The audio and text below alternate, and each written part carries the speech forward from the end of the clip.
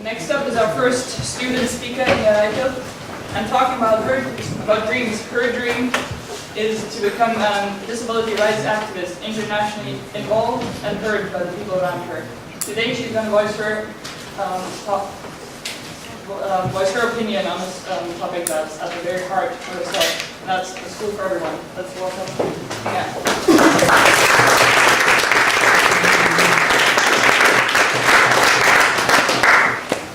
I consider myself damn lucky to be able to be here today to give this speech.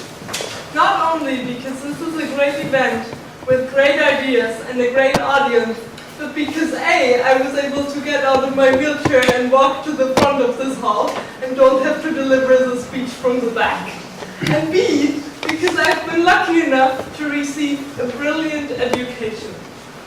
And I have many friends who did not get that important opportunity. As you may know, opportunity brings with it responsibility. And thus, I see it as my responsibility to raise my voice for those people who deserved the same opportunity but were denied it due to the segregated education system that is still largely in place. To just give you some simple examples, I will tell you about two of my friends with disabilities. One of them has severe cerebral palsy.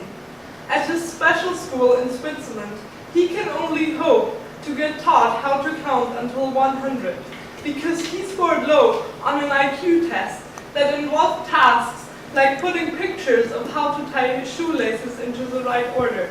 No one ever considered that due to his physical impairment, he was never able to tie his shoes by himself. Never mind that he mostly wears shoes with Velcro fasteners because they're easier to put on. As a result of this IQ test, he was classified as mentally challenged and thus will only receive a very limited special needs education. He cannot even complain because he cannot speak. I'm also here today for my friend with a learning disability, who is amazingly creative. She paints, does pottery and all other sorts of handcrafts, but has to work in a sheltered workshop. I often wonder, what do we want to shelter her from? Or maybe we're trying to shelter society from her? Because she only holds a special school diploma. Due to her limited math and writing skills, she is deemed not fit for the competitive job market. She earns €62 per month, even though she goes to work every day. Her creativity and her outstanding kindness, which is often missing in today's customer service, if you ask me, don't make her eligible enough for proper job training and a workplace where she is included into society. The society implicitly tells her, your talents are not needed, but we want to keep you busy.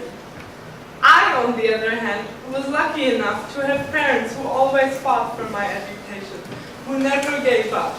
When they wanted to send me to a regular primary school, the school in my village didn't want to admit me because they said they wouldn't have the appropriate resources to provide me with education.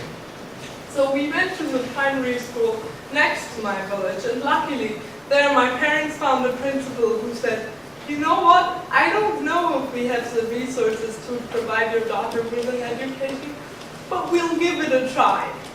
At the first parent-teachers meeting, before I entered first grade, of about the 30 parents that were there, only one mother was in favor of me joining the class.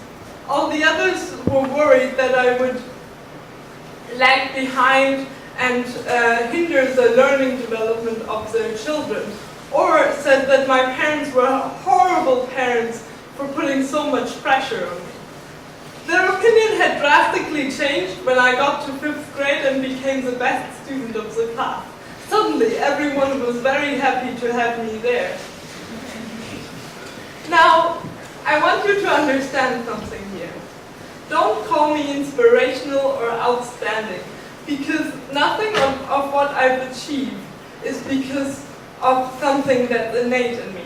Rather, I think that it's the opportunities that I've gotten that you've denied other people. I want to quote the famous Australian disability rights activist Anne MacDonald here, who once said, "People thank me for being an inspiration. However, they didn't understand why there weren't more like me." And the others, my other friends with disabilities, just as Anne MacDonald said, will tell you that I'm not an example, and I'm not an exception, rather I'm a bad example. So what do we do by putting in place such a special education system that's so segregated? By doing this, our society wastes potential. We limit our horizon. Through the way our education system is structured, we devalue certain skills, insights, and perspectives. We need to broaden the scope of what we define as education. Instead of building careers, an educational institution's primary purpose should be to build personalities, to make people fit for life and not fit for markets. Schools should not only be places where you absorb knowledge, but rather places where diverse social groups and perspectives meet and social capital is fostered. We can't create true valuable discourse with a segregated education system. I want to build a society where everyone is valued and can contribute to that society. We need to change our concept of productivity and give more value to teaching in general and start fostering diverse skills. I'm not an expert and I don't claim to be. I'm not yet exactly sure how to change the system, but I know what's going wrong. Very, very wrong. I know that wanting to protect and care for disabled students by separating them is the wrong way to go. It creates a society that shows pity rather than mutual respect and cooperation, and that denies interdependency and overlooks the competencies of disabled people and all other people who have a competence that isn't considered valuable in our society now. I know that we can use technology to support the communication of handicapped people and provide them with speech and with access to resources that weren't there before. I know that we need individualized educational approaches for everyone instead of special needs education for just some. I know that by creating diverse learning settings, we teach people how to interact respectfully with each other and value different backgrounds, and promote self-confidence and self-acceptance instead of fear of the unknown. I know that if you want to change preconceptions in society, schools are really the best place to start. My very simple core idea is let everyone attend one school. Also, employ more teachers. Make teaching and learning a priority. Let it be multi-directional. Break down the educational hierarchies. Give room for creativity. Hold the firm belief that everyone can learn something and has something to teach to others. That's all I know. The philosophy of learning is the core of bringing about change in the system, however. Now, for a second, I want you to imagine what would have been if Stephen Hawking had had his level of severe physical handicap from birth.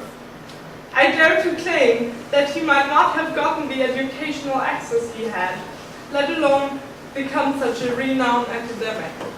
There are people out there who are just as bright as him, maybe even brighter, but never get the chance to show it.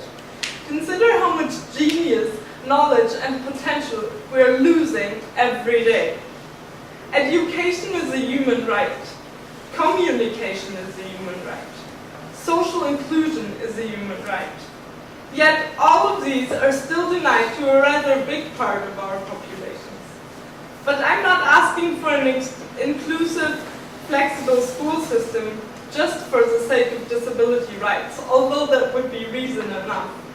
I hold the conviction that such a learning environment would benefit everyone by getting rid of standards, the pressure of being normal, and teaching people early how to interact with people who are different from them, and yet so similar.